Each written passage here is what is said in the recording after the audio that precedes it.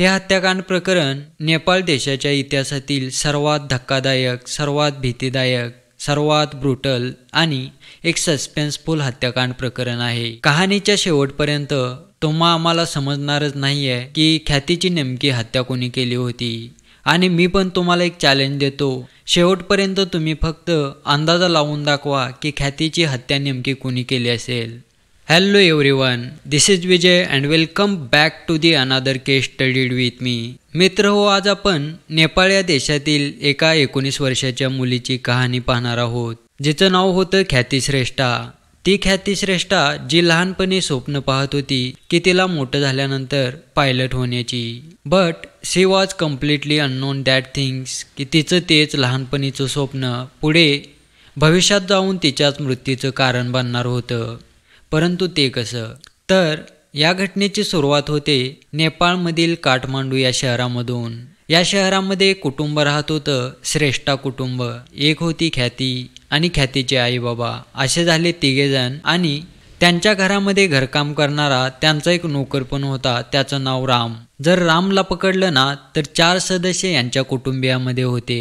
ख्यातीचं जे कुटुंब काठमांडूमध्ये राहत होतं त्यांचं स्वतःचं घर नव्हतं, ते एका भाड्याच्या खोलीमध्ये राहत होते. आणि त्या खोली मालकाचं जे नाव होतं ना ते होतं बिरेन प्रधान असं. ख्याती लहानपणापासून स्वप्न पाहत होती पायलट होण्याची. ती फक्त स्वप्नच पाहत नव्हती, तर ती ना ते स्वप्न पूर्ण करण्यासाठी मेहनत आणि प्रयत्न पण करत होती. तिची ती मेहनत, तिचा तो प्रयत्न पाहून तिच्या आई वडिलांना पण वाटलं की ख्याती ना भविष्यात पुढे मोठी होऊन तिचं जे स्वप्न आहे ना ते पूर्ण करणार. परंतु पुढे भविष्यात तिचं ते स्वप्न पूर्ण करण्यासाठी तिला पैशाची कमी पडू नये म्हणून लहानपणापासूनच ख्यातीच्या आईबाबांनी ख्यातीच्या नावावरती थोडे थोडे पैसे जमा करायला सुरुवात केलेली होती. यांचं दैनंदिन जीवन असंच चालू होतं. ख्याती आता 10वीला गेलेली होती. आता दिवस आला होता 5 जून 2009चा. या दिवशी ख्यातीच्या मोबाईलवरती एक मेसेज येतो की तुम्ही एक बंपर लॉटरी जिंकलेला आहात. या लॉटरीमध्ये तुम्ही 20,000 रुपये सोबतच पोखरा या ठिकाणी फिरायला जाण्याची तिकीट जिंकला आहात. हा मेसेज पाहिल्यानंतर ख्यातीला पण खूप आनंद होतो. त्याच्यानंतर ती तिच्या आईबाबांना सांगते की असा मला एक मेसेज आलेला आहे आणि आपण एक लॉटरी जिंकलेला आहोत. आजकाल जर आपल्याला असे मेसेज आले तर आपण लगेच समजून जातो की हे जे मेसेज आहेत ना ते स्कॅमर्सचे आणि फ्रॉडचे असतात. परंतु 2009 साली लोकांना एवढं नॉलेज नव्हतं की असे मेसेज ना स्कॅमर्स किंवा फ्रॉड करतात. या मेसेजची माहिती ख्यातीच्या आईबाबांना लागल्यानंतर ते पण खूप खुश होतात आणि ते आता वेट करतात पुढचा मेसेज कधी येतो याची. त्याच्यानंतर त्या मोबाईलवरती ख्यातीला एक कॉल येतो आणि त्या कॉलवरती एक मुलगी बोलत असते. ती मुलगी ख्यातीला सांगते की आम्ही अशा एका एजन्सीकडून बोलत आहोत आणि तुम्ही हा लकी ड्रॉ जिंकलेला आहात. जर तुम्ही इंटरेस्टेड असाल तर आम्ही तुम्हाला एक ॲड्रेस पाठवतोय. त्या ॲड्रेसवरती या, तुमचे डॉक्युमेंट द्या आणि तुम्ही जिंकलेले पैसे तिकीट घेऊन जा. आणि समोरून ख्यातीला मेसेजद्वारे एक ॲड्रेस पाठवला जातो. त्या ॲड्रेसवरती जाऊन लॉटरीमध्ये जिंकलेले पैसे घेऊन येण्यासाठी ख्यातीचे आईबाबा ख्यातीला आणि त्यांच्या नोकराला म्हणजेच रामला पाठवून देतात. राम आणि ख्याती त्या ॲड्रेसवरती पोहोचतात. त्या ॲड्रेसवरती पोहोचल्यानंतर त्यांना एक मुलगी भेटते. तिचं नाव मारिना शाक्य. ती मुलगी ख्यातीला आणि रामला सांगते की डॉक्युमेंटचं काम आहे, थोडासा वेळ लागू शकतो, 7-8 ताससुद्धा लागू शकतात. त्यामुळे ख्यातीच्या मनामध्ये असं येतं जर डॉक्युमेंट व्हेरिफिकेशनसाठी 7-8 तास लागत असतील तर रामचं आपल्यासोबत काही काम नाही, रामला आपण घरी पाठवून देऊया. आणि ती रामला सांगते हे डॉक्युमेंटचं काम वगैरे पूर्ण मी करते, तू घरी जा. राम ख्यातीला तिथे त्या मारिना शाक्यसोबत सोडतो आणि तिथून तो राम ख्यातीच्या घरी निघून येतो. आता ती मारिना शाक्य ख्यातीला घेते आणि एकाना ऑफिसमध्ये जाते. जसं ख्यातीने आणि त्या मारिना शाक्यने त्या ऑफिसमध्ये एंट्री केलेली होती, ख्यातीला समोर बसलेला एक व्यक्ती दिसतो. त्या व्यक्तीला पाहिल्यानंतर ही जी ख्याती आहे ना खूप शॉक होते आणि त्या व्यक्तीला विचारते तुम्ही इथं? तर तो समोरचा व्यक्ती ख्यातीला सांगतो की माझं पण थोडंसं काम आहे आणि मी पण पैसे जिंकलेले आहेत, त्यासाठी मी इथे आलोय. ख्याती, मारिना शाक्य आणि तो समोर बसलेला व्यक्ती त्या ऑफिसमध्ये बसतात. तो समोरील व्यक्ती ख्यातीला ना पिण्यासाठी एक पाण्याचं ग्लास देतो. जसं ख्यातीने हे पाण्याचं ग्लास पिलेलं होतं ना, त्याच्यानंतर ख्याती बेशुद्ध झालेली होती. आता त्या ऑफिसमध्ये बसलेला तो समोरचा व्यक्ती कोण होता, ज्याने ख्यातीला पिण्यासाठी ते पाण्याचं ग्लास ऑफर केलेलं, ते तुम्हाला पुढे समजेलच. आणि आता इथून पुढची स्टोरी. ख्यातीचे आईबाबा वाट पाहत बसलेले होते. ख्याती कधी एकदा ते डॉक्युमेंट देते आणि कधी एकदा ते 20,000 रुपये जिंकलेले घेऊन घरी परत येते. 7-8 तास ओलांडून जातात. ख्यातीचा मोबाईल पण स्विच ऑफ यायला लागतो आणि त्याच्यानंतर ख्यातीच्या वडिलांना एक कॉल येतो. त्या कॉलमध्ये असं सांगितलेलं असतं की ख्यातीला आम्ही किडनॅप केलेलं आहे. जर तुम्हाला ख्याती हवी असेल तर 10 लाख रुपयाची जुळणा करा आणि पुढच्या मेसेजची वाट पहा.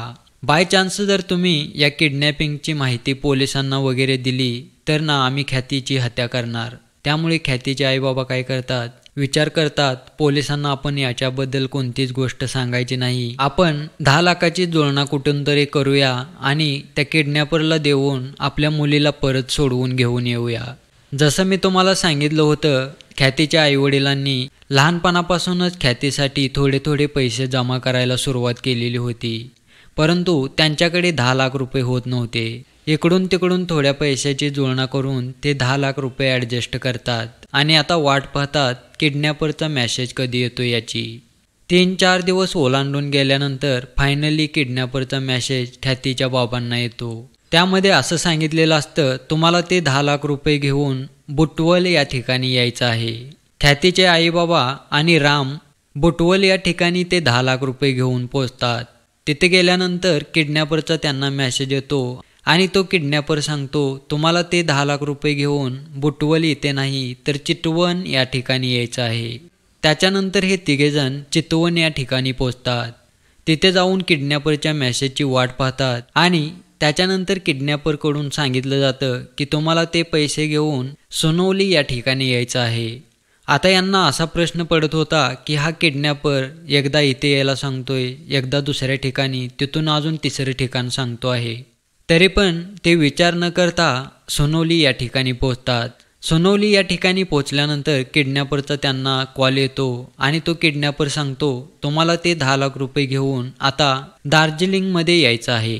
म्हणजे पहिले जे 3 ठिकाणं किडनॅपरने या ख्यातीच्या आईबाबांना सांगितली होती ती नेपाळमधलीच होती. परंतु 4थं जे ठिकाण त्यांना सांगितलं होतं ते भारतामध्ये दार्जिलिंग हे ठिकाण होतं. इंडिया आणि नेपाळची बाँड्री क्रॉस करून ते 10 लाख रुपये घेऊन भारतामध्ये येणं थोडंसं कठीण होतं.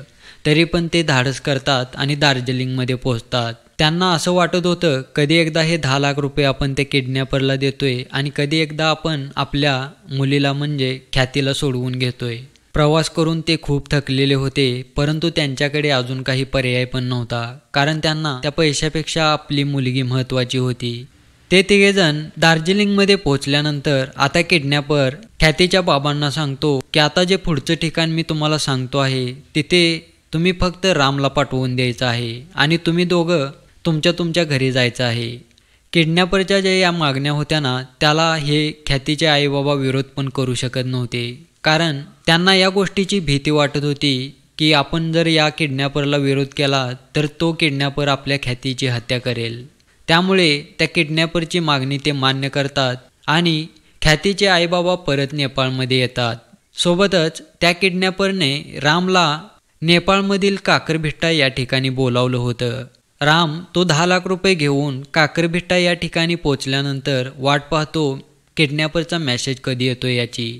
आणि फायनली किडनॅपरचा मेसेज रामला येतो आणि त्या मेसेजमध्ये एका हॉटेलचा ॲड्रेस दिलेला असतो. त्यामध्ये रामला सांगितलेलं असतं की या हॉटेलमध्ये या रूममध्ये ये, ते 10 लाख रुपये आम्हाला दे आणि त्याच्यानंतर तुला ख्याती भेटेल. आता राम पण खूप खुश झालेला होता, कारण किडनॅपरने फायनली 10 लाख रुपये देण्याचं लास्ट लोकेशन सांगितलेलं होतं. राम 10 लाख रुपये घेऊन त्या हॉटेलमध्ये पोचल्यानंतर 10 लाख रुपये त्या समोरील व्यक्तीला देतो. तो व्यक्ती रामला सांगतो की आम्हाला 10 लाख रुपये भेटले आहेत, तो तुझ्या घरी पोहोचेपर्यंत म्हणजे ख्यातीच्या घरी पोहोचेपर्यंत ख्याती तुझ्या घरामध्ये पोच होईल. रामला पण वाटतं 10 लाख रुपये आता या किडनॅपरला भेटलेले आहेत, त्यांची जी मागणी होती ती पूर्ण झालेली आहे आणि ख्याती आता आपल्या घरी पोच होईल. त्यामुळे राम त्या किडनॅपरला पैसे देऊन ख्यातीच्या घरी पोचतो. ख्यातीच्या आईबाबांना घरी वाटच पाहत बसलेले होते, परंतु राम त्यांच्या घरी एकटाच आलेला पाहून त्यांना पण प्रश्न पडतो आणि ते रामला विचारतात, ख्याती कुठे आहे? राम ख्यातीच्या आईबाबांना हे सांगतो की त्या किडनॅपरने ते 10 लाख रुपये घेतले आणि त्याने मला असं सांगितलं होतं की मी घरी पोचेपर्यंत ख्याती तुझ्या घरी पोच होईल. आता तासनतास उलटून गेलेले होते, तरी पण ख्यातीचा ना कोणताच पत्ता नव्हता. आता तासाचं रूपांतर दिवसामध्ये झालेलं होतं. एक दिवस उलटून गेलेला होता. हे तिघेजण त्या व्यक्तीला कॉल करण्याचा प्रयत्न करतात, परंतु समोरून ज्या व्यक्तीचा कॉल ज्या नंबरवरून येत होता तो नंबर पण ना स्विच ऑफ यायला लागतो. त्याच्यानंतर एक दिवसानंतर ते फायनली डिसिजन घेतात पोलीस स्टेशनमध्ये जाऊन कंप्लेंट करण्याची. ते पोलिसांना सांगतात, असं असं आमच्यासोबत झालेलं आहे आणि माझी मुलगी ख्याती किडनॅप झालेली आहे आणि त्या किडनॅपरने आम्हाला 10 लाख रुपये मागितलं होतं. ते 10 लाख रुपये आम्ही त्याला पोचवले, परंतु तरीसुद्धा आमची मुलगी माघारी आली नाही. पोलीस प्रथमतः तर यांच्यावरती रागवतात, परंतु पोलिसांना पण समजतं की आपल्या मुलीचा जीव वाचवण्यासाठी यांनी हे सर्व केलं आहे. ही कंप्लेंट रजिस्टर झाल्यानंतर पोलिसांना ही सर्व माहिती भेटल्यानंतर पोलीस त्यांच्या पद्धतीने शोधाशोध करायला सुरुवात करतात, परंतु पोलिसांच्या हातामध्ये पण काही लागत नव्हतं. ना त्या किडनॅपरचा पत्ता लागत होता, ना तो किडनॅपर कोण होता याचा पत्ता लागत होता. पोलिसांचे सर्व प्रयत्न झाल्यानंतर पोलीस आता काय करतात, ख्यातीच्या आईबाबांना आणि रामला पुढे बोलवतात आणि विचारपूस करायला सुरुवात करतात. पोलीस या तिघांना विचारतात, जी ही घटना घडली आहे ना ती एकदम पहिल्यापासून ते शेवटपर्यंत आम्हाला सांगा. सोबतच ते लॉटरी जिंकण्यापासून ते त्या किडनॅपरला 10 लाख रुपये पोचवण्यापर्यंत तुम्हाला कोणती अशी वेगळी घटना पाहायला भेटली का की ज्याच्यावरती तुम्हाला संशय येत होता? पोलीस हे पाहत होते की एखादा तरी असा क्लू या केसमध्ये भेटेल ज्याचा वापर करून त्या आरोपीला त्या किडनॅपरला पकडता येईल. त्याच्यानंतर पोलीस विचारतात रामला विचारल्यानंतर राम असं सांगतो की मी एक अशी ॲक्टिव्हिटी अशी एक घटना पाहिली आहे, त्याच्यावरती मला थोडीशी शंका येते. राम पोलिसांना सांगतो, जेव्हा मी ते 10 लाख रुपये घेऊन काकरभिट्टा या ठिकाणी पोहोचलो होतो आणि त्याच्यानंतर किडनॅपरने मला एका हॉटेलमध्ये यायला सांगितलं होतं. मी 10 लाख रुपये घेऊन त्या हॉटेलमध्ये पोहोचल्यानंतर मी तिथे बिरेन प्रधानला पाहिलेलं होतं. आता हा बिरेन प्रधान कोण होता? बिरेन प्रधान तो व्यक्ती होता ज्याच्या घरामध्ये ख्यातिश्रेष्ठा हे कुटुंब भाड्याने राहत होतं. त्याच्यानंतर पोलिसांनी या बिरेन प्रधानला शोधायला सुरुवात केली आणि त्याची चौकशी करायला सुरुवात केली. बिरेन प्रधानच्या घरी पोचल्यानंतर तिथे बिरेन प्रधान नव्हता. पोलिसांची एक टीम बिरेन प्रधानला अटक करण्यासाठी त्याची चौकशी करण्यासाठी निघते.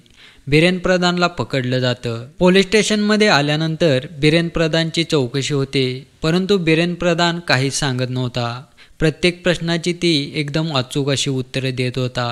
पोलिसांना पण त्याच्यावरती शंका येत नव्हती. परंतु एक प्रश्न असा होता, तिथे येऊन बिरेन प्रधान आहे ना अटकत होता. तो प्रश्न असा की राम ते 10 लाख रुपये घेऊन ज्या हॉटेलमध्ये गेलेला होता, किडनॅपरला पैसे देण्यासाठी गेलेला होता, तिथे हा बिरेन प्रधान कशाला गेलेला होता?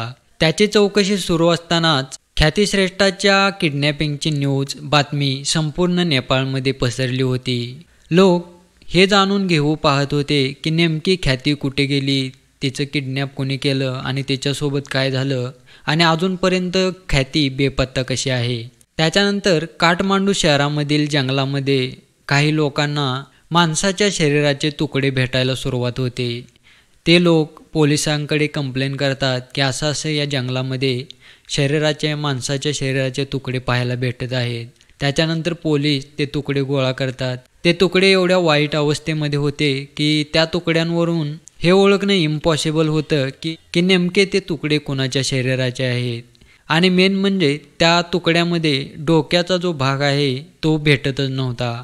त्याच्यानंतर फायनली डोक्याचा पण भाग भेटलेला होता आणि हे सर्व तुकडे गोळा करून पोस्टमॉर्टमसाठी पाठवले गेले होते. पोस्टमॉर्टममध्ये हे तुकडे पाठवले गेल्यानंतर फायनली हे तुकडे ख्यातीचे आहेत असं प्रूफ होतं. लोकांच्या मनामध्ये जे प्रश्न निर्माण झालेले होते, ख्याती कुठे गेली, तिच्यासोबत काय झालं, ती बेपत्ता का आहे, या सर्व प्रश्नांची उत्तरं तिच्या शरीराच्या तुकड्याने दिलेले होते. त्याच्यानंतर पोलिसांनी आता पोलिसांच्या वर्दीची ताकद बिरेन प्रधानवरती दाखवायला सुरुवात केलेली होती आणि बिरेन प्रधान सर्व काही कबूल करतो. तो सांगतो ख्यातीची हत्या मीच केलेली आहे, तिचे तुकडे मीच केलेले आहेत, तिचे तुकडे करून जंगलामध्ये मीच फेकलेले आहेत. आता पोलिसांना या प्रश्नाचं उत्तर हवं होतं की बिरेननं हे सर्व का केलं असेल, याच्या मागे कारण काय असेल. तर आता आपण बिरेननं हे सर्व का केलं याच्या मागचं कारण जाणून घेण्याचा प्रयत्न करूया. तर बेसिकली हा बिरेन जो होता ना, तो भारताच्या दार्जिलिंग या शहरामधून होता. बिरेनचं जे कुटुंब होतं ना, ते एक श्रीमंत कुटुंब होतं. गड्याकडे पैसा खूप होता अमाप, आणि त्याला आता स्वतःचा पैसा इन्व्हेस्ट करून काहीतरी करायचं होतं. त्याला स्वतःचं नाव मोठं करायचं होतं. त्यामुळे तो काय करतो, भारतामधून नेपाळमध्ये जातो. बिरेन प्रधान भारतामधून नेपाळमध्ये गेल्यानंतर ॲज अ सायन्स टीचर काम करायला सुरुवात करतो. हे काम करत असताना त्याला खूप सारे पैसे पण मिळायला सुरुवात होते. त्यामुळे बिरेन प्रधाननं नेपाळमध्ये त्याचं स्वतःचं एक घर घेतलेलं होतं.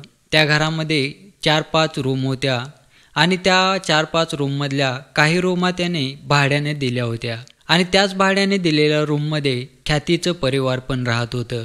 त्यामुळे बिरेन प्रधानचं आणि ख्यातीचं एकमेकांची ओळख होती आणि ख्याती त्याला अंकल म्हणून बोलवत होती.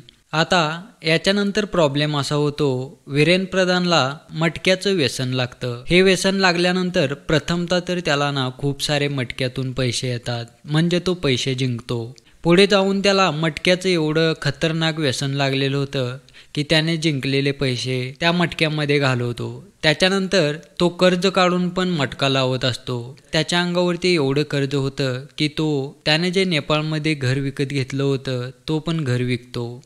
ते घर विकल्यानंतर ख्यातिश्रेष्ठाचं जे कुटुंब आहे ना, त्यांना ते घर सोडून दुसऱ्या ठिकाणी जाऊन राहावं लागतं. घर विकून पण त्याच्या अंगावरचं कर्ज ना नील होत नव्हतं.